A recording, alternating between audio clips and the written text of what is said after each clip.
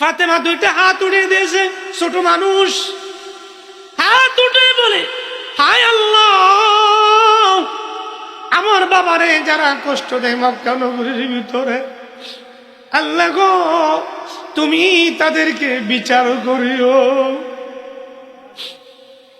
দিনের নবীজি হাতটা নামিয়ে দিছে, আমার বাবারে যারা কষ্ট দেয় তাদেরকে তুমি বিচার করো। আল্লাহর নবীজি ফাতেমার হাতটা নামাই দিয়ে বলে, মা গো, ও মা, তুমি যদি এভাবে দোয়া করো আর আমি যদি আমিন বলি, এই মক্কা নগরীর মানুষগুলো আগুন লেগে যাবে, তারা বাঁচবে না। মা, তারা যদি মরে যায় আমি কার কাছে দিনের দাওয়াত দিব গো? কে আমার কালমার দাওয়াত গ্রহণ করবে? মা গো, তুমি এই দোয়া করো না, কারণ তারা যদি মরে যায় আমি মধুর কালিমার দাওয়াত কাদের কাছে পৌঁছাবো? আমি মধুর কালিমার দাওয়াত কাদেরকে দিব? নবীজিকে এমন কষ্ট দিয়েছেন।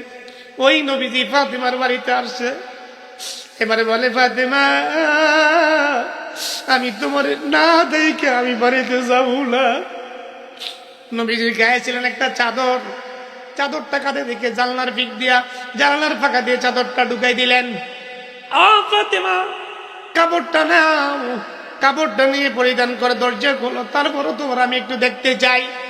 কাপড়টা নিয়ে পরিধান করে গায়ে জড়াইয়া কাপড়টা দরজা খুলছেন।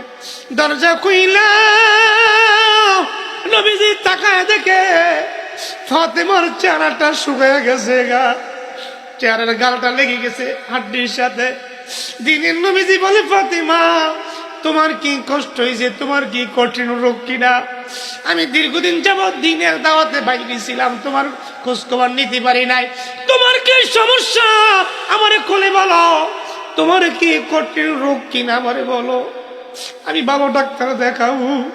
তুমি এমনি শুকিয়ে গেছো কেন? তুমি আমার কাছে বলো, আমি তোমাকে ডাক্তার দেখাই। তোমার ফাতেমা বলে, বাবা, দুনিয়াতে আমার কোনো রোগ নাই, আমার কোনো রোগ নাই। তাহলে তুমি শুকাইছ কেন? আমার একটু খুলে বলো। এবার ফাতেমা ডাকতে বলে, বাবা,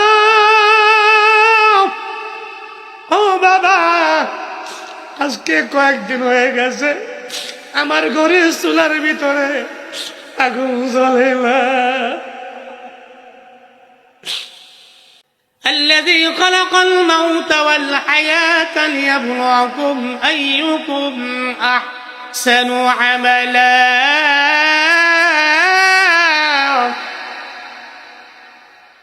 وهو العزيز الغفور।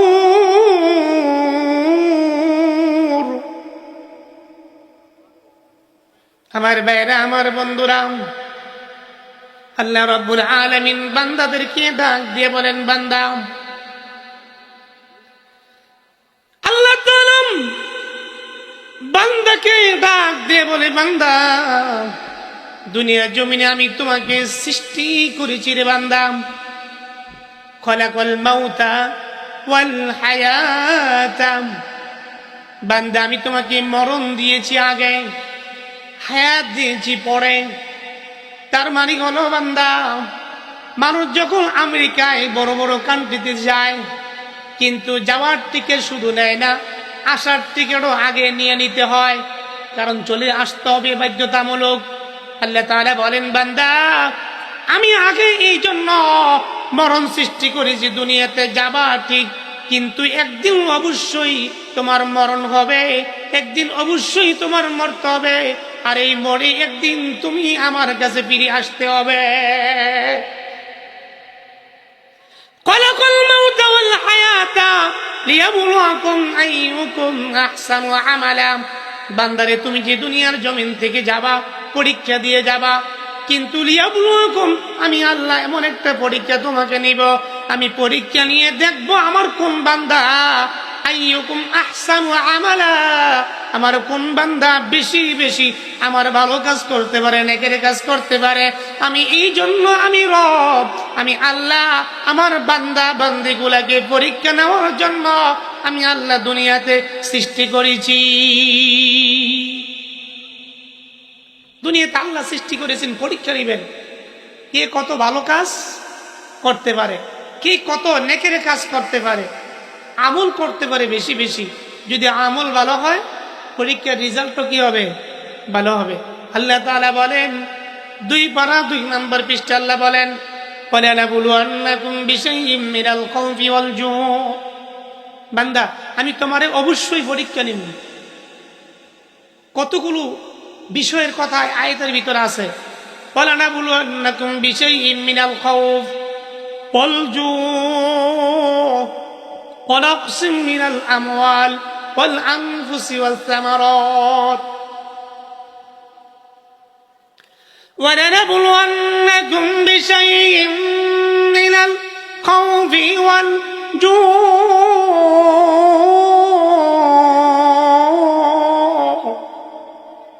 والجوع ونقص من الأموال والأنفس والثمرات। خوف ভয়, জু ক্ষুধা। আমি আল্লাহ তোমাকে ক্ষুধা দিয়ে পরীক্ষা নিব। আমি আল্লাহ তোমাকে ক্ষুধা দিয়েও কি করবো, পরীক্ষা নেব। আয়াতের ভিতরে ক্ষুধার কথা আছে, মালের কথা আছে, যে মালের পরীক্ষা নিব, মাল ধ্বংস করে তোমাকে ভয় দেখিয়ে পরীক্ষা নিব। কিছুদিন পূর্বে ভূমিকম্প দিয়ে আল্লাহ আমাদেরকে একটা ভয় দেখাইছে, ঠিক কিনা? আল্লাহ বলছে অল খৌফ, আমি খৌফ অর্থাৎ ভয় দিয়াও আমি আল্লাহ তোমাকে পরীক্ষা নিব। আমি দেখবো আমার বান্দা ফার্স্ট হয় না ফেল হয়। তেমনি আল্লাহ তাআলা ক্ষুধা দিয়ে পরীক্ষা করেছে। বিশ্বনবী মুহাম্মদুর রাসূলুল্লাহ সাল্লাল্লাহু আলাইহি ওয়াসাল্লাম দ্বীনের কাজে বাইরে গেছেন, দাওয়াতের কাজে। কিছুদিন পর আসছে মদিনা, মসজিদের ভিতরে নবীজি আসছে। আসার পরে বেলালের সঙ্গে সাক্ষাৎ হয়ে গেছে। বেলাল জিজ্ঞাসা করে, নবীজি, ও নবী গো, আপনি কি ফাতেমার ঘরের খবর রাখেন না? ইয়া রাসূলুল্লাহ, ইয়া হাবিবাল্লাহ, নবীজি আপনি কি ফাতেমার ঘরের খবর রাখেন না? কি হয়েছে রে বেলাল, কি হয়েছে আমার মার বলে রে, আমার মার ফাতেমা কি হয়েছে রে বেলাল, একটু খুলে বল। দিন নবী ফাতেমার বাড়িতে আসছে। ফাতেমার বাড়িতে আসার পরে সালাম দিয়েছে, আসসালামু আলাইকুম ওয়া রাহমাতুল্লাহ। কারো বাসায় গেলে আগে সালাম দিতে হয়, কি দিতে হয়? সালাম দিতে হয়। আপনারা দেননি? বাসায় ঢুকলে সালাম দেন? সালাম দেওয়া কি সুন্নত না? সালাম দেওয়া সুন্নত। সালাম দিবেন বেশি বেশি করে। দিনের নবী সালাম দিয়েছেন, সালাম আনতে দিয়েছেন, কিন্তু ভিতর দিকে কোনো আওয়াজ আসে না। আবার ডাক দিলেন, মাম দরজা খোলো, অনেকদিন যাব তোমাকে দেখি না, একটু দেখে যাব। পরে আপনারা বলেন তো, যদি শ্বশুর বাড়িতে যদি বাপ বা ভাই যায়, বেজার হয় না, খুশি হয়? খুশি হয় না? যদি মেয়ের শ্বশুর বাড়িতে ভাই বা বাবা বা নিজের কোনো আত্মীয় স্বজন যায়, গেলে কিন্তু অনেক খুশি হয়। আল্লাহর নবী দিয়ে আসছে ফাতেমার বাড়িতে। ফাতেমার বাড়িতে আসার পরে কিন্তু এবং ফাতেমা কোনো আওয়াজ দেয় না, কোনো শব্দ করে না। আবার ডাক দিয়েছেন, মা কেন তুমি আমার ডাকের সাড়া দেও না গো মা? এবার ফাতেমা চোখের পানি ছেড়ে দিয়ে বলে, যে বাবার একটা ডাক দিন আমি পাগল হয়ে যাই, দৌড়ে বাবার কাছে ছুটে যাই। আজকে আমার বাবা, আমার এতিম বাবা বাইরে থেকে ডাক দেয়, আমার বাবার ডাকার সাড়া দিতে পারি না, ডাকের সাড়া দিতে পারি না। বাবা গো, দরজা ধাক্কা দিও না গো বাবা, দরজা ধাক্কা দিয়ে ভিতরে ঢুকো না রে বাবা,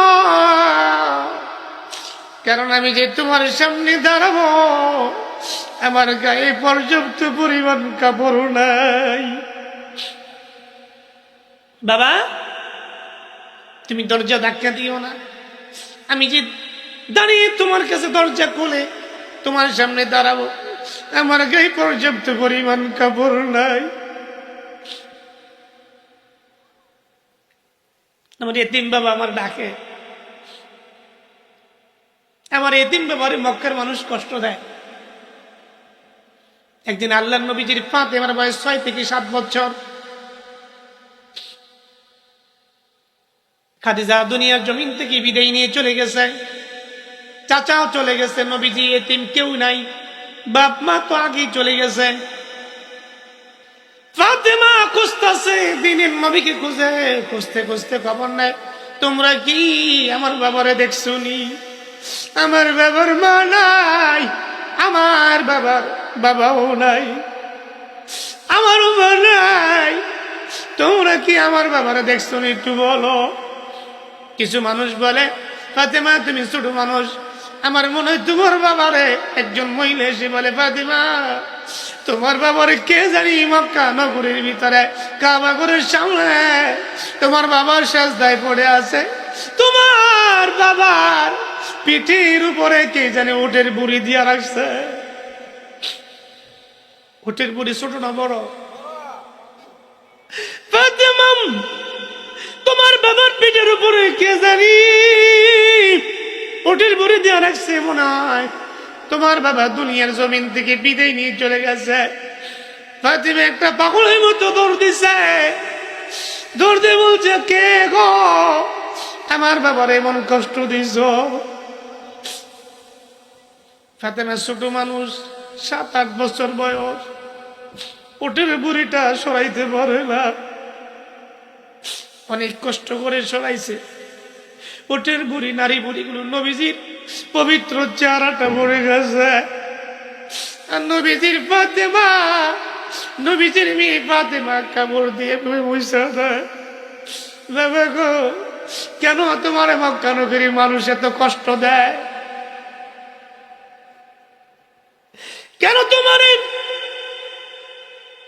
মক্কা নগরীর মানুষ এত কষ্ট দেয়? আজকে আমি জানতে চাই। কারণ তুমি এত ভালো মানুষ, তোমার দিকে কারোর সাথে তুমি খারাপ আচরণ করো না, কাউকে তুমি কষ্ট দেও না, কিন্তু তারপরে তোমারে কেন তারা মারে, কেন গালি দেয়?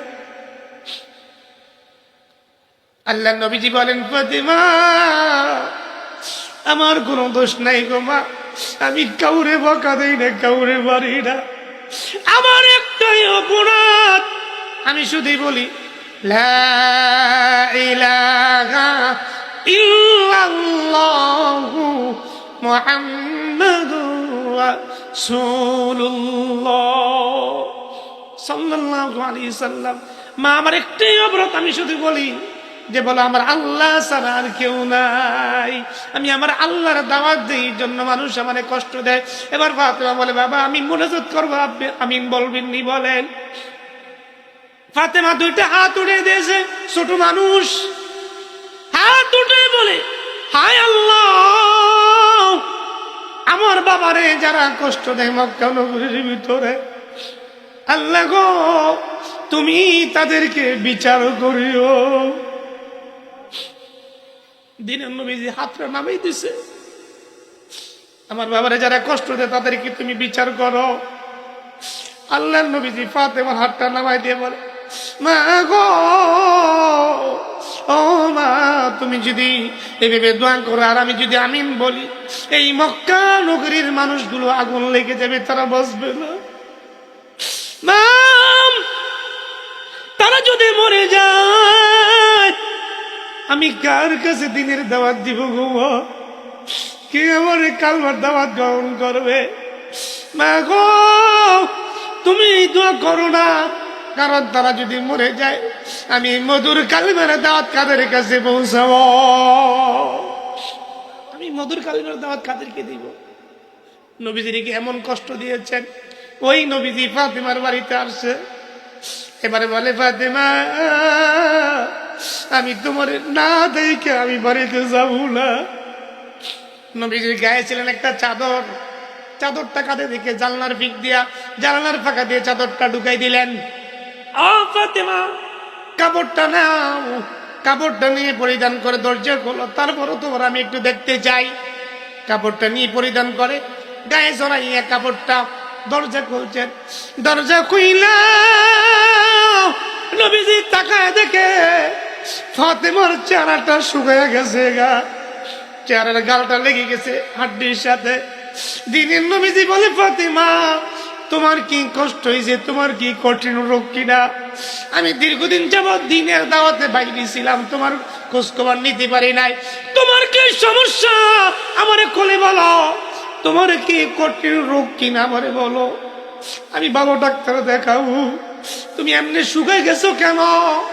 তুমি আমার কাছে বলো, আমি তোমাকে ডাক্তার দেখাই।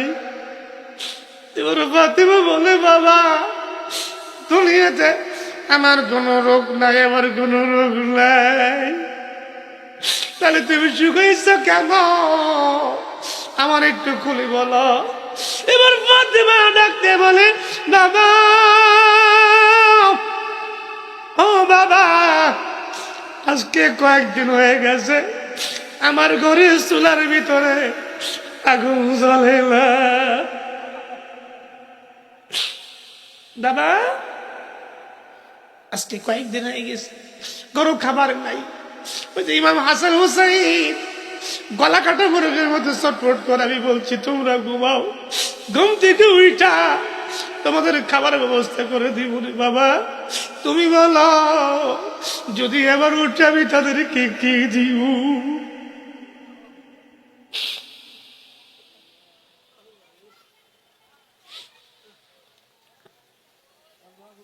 এমনি নবীজির কণ্ঠ শুনে হাসান হুসাইন ঘুম ভেঙে যায়। বলে, না না তুমি কি আসছো নিকো? আসছি। একজন দুইজন দৌড়ে আসে, একজন ডানে বসছে, একজন বামে বসছে নবীজির উরুতে, গলাটা জড়াইয়া নানার কাছে বিচার দেয়। নানা একটা বিচার করবানি, বলো কিরে না তুই কি বিচার খুলে বল, আমি তো শ্রেষ্ঠ ইনসাফকার, বল আমি বিচার করব। বাবারে বিচারক বানাইয়া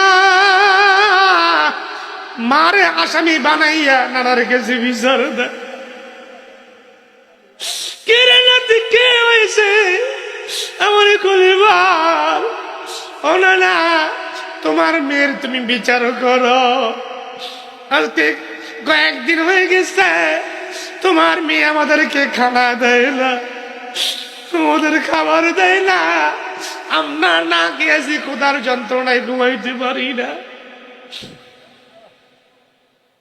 না তোমার মেয়ের বিচার করো, কেন তোমার মেয়ে আমাদেরকে খাবার দেয় না, কেন তোমার মেয়ে আমাদেরকে কষ্ট দিয়ে বিচার করো। নবীজি দা করে চোখের পানিগুলো ছেড়ে দিয়েছে। নাতি 3 দিন যাবৎ খানা না খাইয়া আমার কাছে বিচার চাইছ, এই বিচার আমি করতে পারবো না, এই বিচার আমি করতে পারবো না। এবার ইমাম হাসান হুসাইন গলাটা চাইরা বলে, বুঝেছি তোমার মেয়ে দেখে তুমি বিচার করতে পারবো না, তোমার মেয়ে দেখা তুমি বিচার করতে পারবা না, বুঝতে পেরেছি। হাসান হুসেন দৌড়ে জায়গা ডাকতে বলে, নাতি ও না আমার কাছে আয়, তোমার কাছে আয়। 3 দিন যাবৎ খানা না খাইয়া আমার কাছে বিচার দাবি করছো, আমি বিচারক। আইরে নাতি এদিকে আয়, আমার কাছে আয়। আল্লাহর নবীজির গায়ে একটা চাদর ছিল, চাদরটা সরাইয়া দিছে। নাতি দেখ, দেখলে নাতি দেখ, আজকে 7 দিন যাবৎ না খাইয়া 7টা পাথর পেটের বেঁধে পাচ্ছি।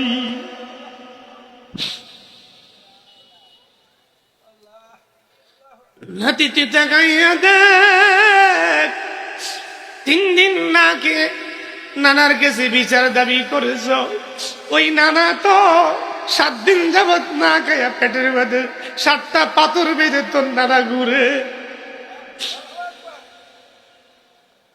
এই যাও গরম নিবাসী মানুষরা দিনের জন্য তোমরা কি কষ্ট করেছো একটু বলো। দিনের নবীজি কষ্ট করেছে, আল্লাহর নবীজি কষ্ট করেছে, মেয়ে কষ্ট করেছে, নাতিপুতি কষ্ট করেছে। আল্লাহ বলেন, ও নবীজি আপনি জানাই দেন, ওমাইরিদ সাওয়াবাদ দুনিয়া নুতিহি মিনহা ওমাইরিদ সাওয়াবাল আখিরাতি নুতিহি মিনহা।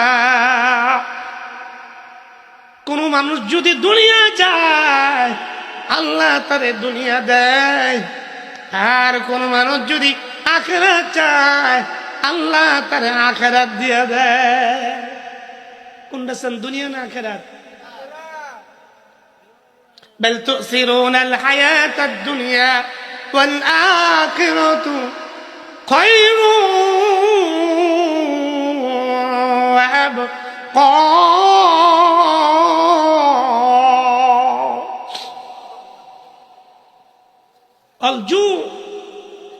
আল্লাহ তাআলা বলেন, আমি ক্ষুধা দিয়ে পরীক্ষা নিমু। আমার বান্দা দুনিয়ার জমিনে ক্ষুধা নাই কি আমারে ডাকে কিনা, আমারে স্মরণ করে কিনা। আল্লাহ তাআলা বলে, বান্দা তুমি মনে রাখবা, বাল তুসিরুনাল হায়াতাদ দুনিয়া ওয়াল আখিরাতু খায়রুন ওয়া আবকা। বান্দা দুনিয়ার চেয়ে আখিরাত 1000 গুণ বেশি দামি এবং উত্তম। দুনিয়া দামি না আখিরাত দামি বলেন? কি দামি বলেন? আখিরাত যদি দামি হয় তাহলে দুনিয়া চান না আখিরাত চান? যদি আখিরাত চান, আল্লাহ তাআলা দুইটা রাস্তা রাখছে, একটা ডান দিকে একটা বাম দিকে। ফারিকুন ফিল জান্নাতি ওয়া ফারিকুন ফিস সাঈদ। বান্দা একটা রাস্তা জান্নাতের আর একটা জাহান্নামের, তুমি কোন দিকে যাবে যাও। এই জন্য আমার ভাইয়েরা, আমার বন্ধুরা, আমরা দুনিয়াতে আসছি পরীক্ষা দিব। পরীক্ষা যখন শেষ হয়ে যাবে, পরীক্ষা যখন আল্লাহ তাআলা নিবে, আমাদের পরীক্ষার পর আল্লাহ তাআলা কিয়ামতের ময়দানে দিবে। আপনি দুনিয়াতে আমল করবেন, দুনিয়াতে পরীক্ষা দিবেন, আর আল্লাহ কিয়ামতের ময়দানে বলবে, ইয়াউমা ইয়ানজুরুল মারউ মা কদ্দামাত ইয়াদাহু ওয়া ইয়াকুল। আল্লাহ তাআলা বান্দার আমল নামায়, হাতের ভিতরে আমল নামা ধরাই দিবে। আমল নামা ধরাই দিয়ে বলবে, বান্দা এখন তুমি পড়ই করো। কিতাবাকা কাফা বিনাফসিকাল ইয়াউমা আলাইকা হাসিবা। ইকরা কিতাবাক কাফা বিনাফসিকাল ইয়াউমা আলাইকা হাসিবা। বান্দা তুমি তোমার আমল নামা যে হাতে ধরাইছি, তা তুমি পড়ো। কি করো? কি করো? তুমি পড়তে থাকো, আর তুমি দেখো তুমি জান্নাতি না জাহান্নামী। তখন আমল নামা ধরাই দিলে আজকে যেন বসছেন, এটা দেখা যাবে কিনা? দেখা যাবে। এই জন্য আমার ভাইরা, আমার বন্ধুরা, আমরা দুনিয়াতে আসছি খালি হাতে যাবো না বড় হাতে যাব? বড় হাতে যাব। দুনিয়াতে আসছি, আবার খালি হাতে গেলে আখিরাতে কি আল্লাহর কাছে জবাব দিব? এই জন্য হুজুর চলে আসছে, আমি আলোচনা শেষ করে দিলাম। আমার ভাইরা, আমার বন্ধুরা, একটাই কথা বললাম, দুনিয়াতে আসছেন আবার যাবেন, কিন্তু খালি হাতে কবরে যায়েন না। এই কবর খালি হাতে কাউকে চিনবে। আল্লাহ তাআলা আমাদের সবাইকে আমল করার তৌফিক দান করুক।